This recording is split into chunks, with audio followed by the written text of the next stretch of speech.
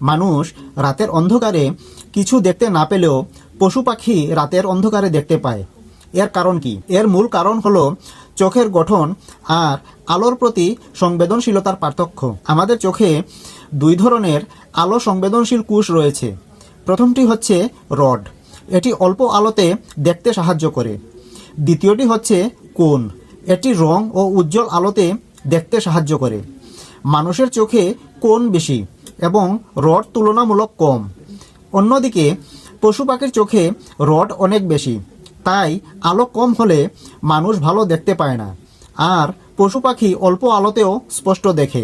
অনেক পশুর চোখে টেপটাম লুসিডাম নামে এক ধরনের প্রতিফলক স্তর থাকে। এই স্তর চোখে ঢুকা আলো আবার ফিরিয়ে দেয়, ফলে একই আলো দুইবার ব্যবহার হয়। এজন্য রাতের বেলায় লাইটের আলো ফেললে পশুর চোখ জ্বলে উঠতে দেখা যায়। তবে মানুষের চোখে এই স্তর নেই। পশু পাখির চোখের মণি অনেক বেশি বড় হয়, এতে বেশি আলো চোখে ঢুকে, কিন্তু মানুষের চোখের মণি তুলনামূলক ছোট। প্রায় সব পশু পাখি নিশাচর। লক্ষ লক্ষ বছর ধরে তাদের চোখ অন্ধকারে দেখার জন্য অভিযোজিত হয়েছে, কিন্তু মানুষ মূলত দিবাচর প্রাণী।